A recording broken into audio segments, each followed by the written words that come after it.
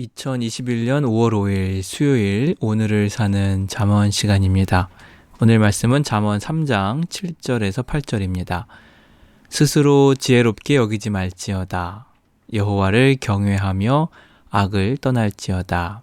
이것이 내 몸에 양약이 되어 내 골수를 윤택하게 하리라. 아멘.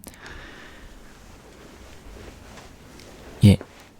자신을 지혜롭게 여기지 말아라. 여기서 학함은 그 세공업자나 어떤 자기 분야의 어떤 전문가를 말하기도 합니다. 그러니까 한 분야의 전문성을 가지고 있는 기술자도 이 학함을 의미해요.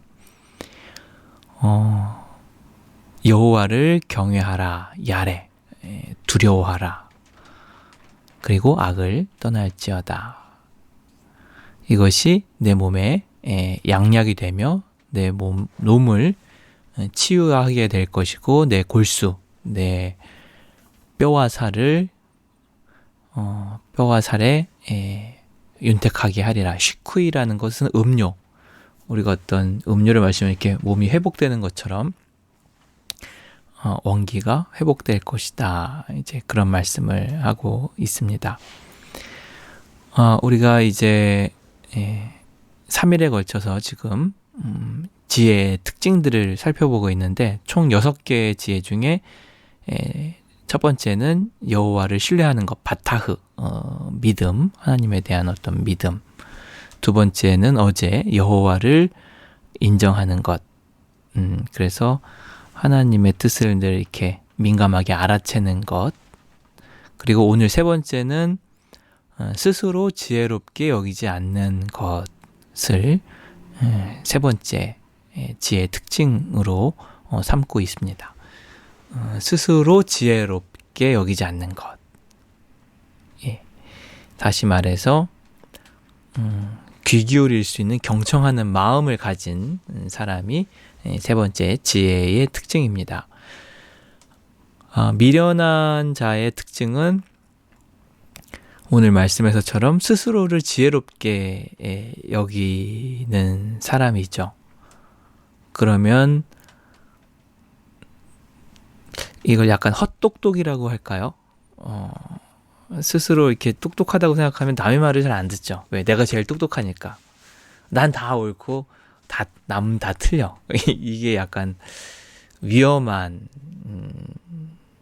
위태위태하죠. 이런 분들을 보면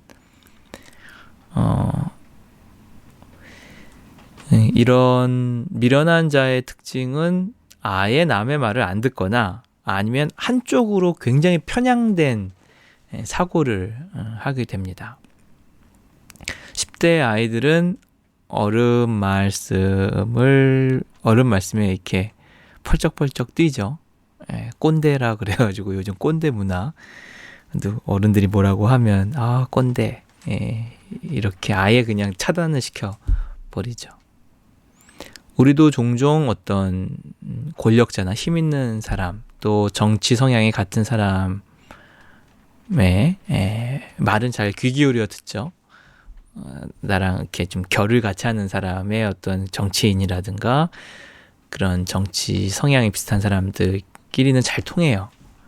그런데 다른 정치 성향이라든가 내가 좀 반대하는 어떤 그런 부류의 사람들은 아예 말도 섞지 않고 들을 생각도 하지 않습니다. 아이들만 그런 거 아니라 우리도 그런 성향을 가지고 있죠. 지혜라는 것은 최대한 다양한 시각으로 보는 것을 성경에선 지혜라고 합니다.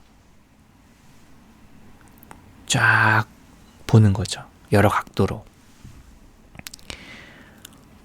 지혜는 우리를 하나님의 말씀의 눈으로, 친구의 눈으로, 나와는 다른 성향의 사람들의 눈으로, 나를 비판하는 사람의 눈으로 볼 수 있게 만들어줘요. 이게 지혜의 역할이기도 합니다.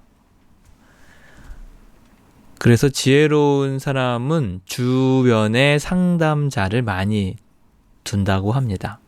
멘토와 조언자와 친구, 그 밖에 사람들. 그러니까 언제 어디서나 들을 준비가 되어 있는 사람이죠. 그리고 그런 분들을 주변에 이렇게 잘 배치해놔서 계속 찾아가서 묻는 거죠.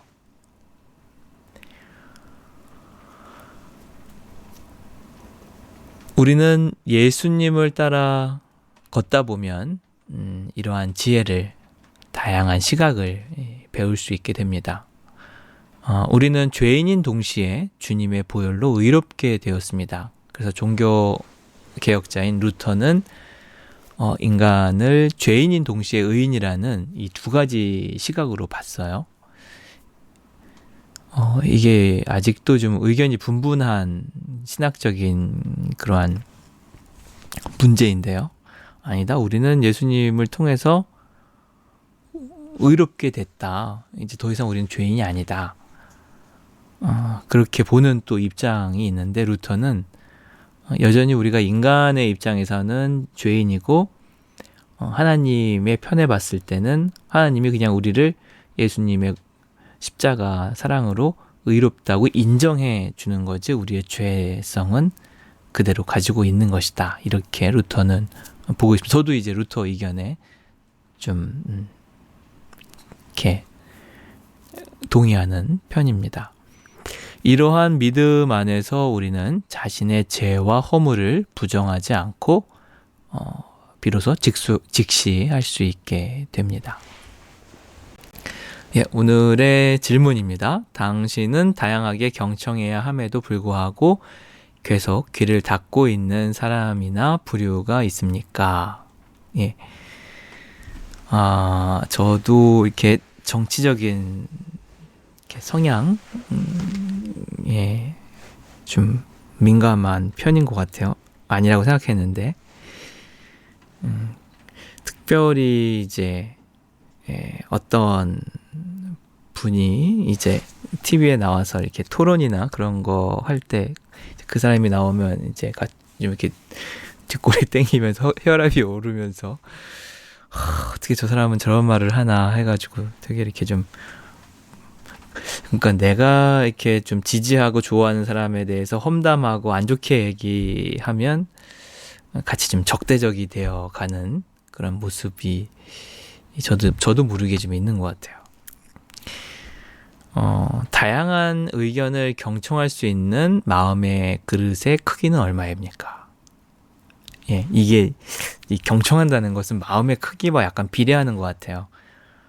마음이 넓으면 다양한 소리를 다 담아도 불편한 것이 없는데, 마음이 좁을 때는 나한테 이롭고 내가 생각하는 거와 일치하면은 받아들이지만, 그렇지 않은 의견이라든가 또 반대하는 의견이 되면 괜히 좀 적대적으로 변화하는 제 모습을 보면서 난 마음의 그릇이 참 작구나, 그런 생각을 하게 됩니다. 요즘 일본에 그런 여러 가지 문제들이 많이 좀 발생하고 있지 않습니까? 정치, 경제, 문화, 좀 상상할 수 없는, 좀 점점 이렇게 뭐랄까요, 좀 질이 떨어진다고 할까요?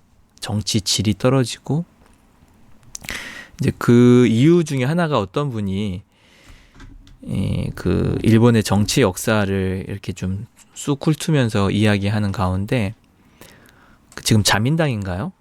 자민당이 거의 독점하다시피 한때 잠깐 다른 당이 왔다가 거기서 제대로 못하니까 다시 자민당이 이렇게 자민당이 맞나요? 그냥 지금 집권하고 있는 여당이 반대 세력 없이 너무 오랫동안 오다 보니까 이거 견제할 만한 세력이 없는 거예요. 그러다 보니까 말도 안 되는 저런 약간 좀 저질스럽고 억지스럽고 이렇게 비윤리적인 그런 정치 형태로 계속 이제 퇴보하고 있는 그런 일본의 모습을 보면서 참 안타까운데, 그런 걸 보면서 우리나라도 나름 이렇게 여당과 야당의 그런 견제가 굉장히 좀 심하지 않습니까? 한쪽이 당을 잡고 또 그 다음에 또 다른 당이 잡고, 이런 견제를 하면서 우리나라가 굉장히 민주화나 정치 우리도 많이 이렇게 부족한 부분이 있긴 하지만 일본보다 나을 수 있었던 것은 서로 견제할 수 있다는 것이 이게 또 은혜구나 그런 생각을 하게 되면서 제가 이제 보수 진영에 있는 보수 진영을 그렇게 이제는 나쁜 눈으로 보지 않고 서로가 잘 이렇게 경쟁하면서 또 보완하고 또 견제하면서 대한민국이 좀 더 정치적으로 또 경제적으로 문화 사회적으로 다 발전했으면 좋겠다. 이 견제 세력이 없는 것이 오히려 더 위태하게 만든다는 사실을 좀 얼마 전에 깨닫게 되었습니다. 주님, 저는 잘못을 지적받는 것이 정말 싫습니다. 세상에 믿을 것은 자신뿐이라고 합니다. 주님의 말씀도 인생도 잘 배우고 싶은데 방해 요소가 너무나 많습니다. 다양한 의견과 소리에 귀를 기울여 지혜롭게 하옵소서. 예수님의 이름으로 기도합니다. 아멘.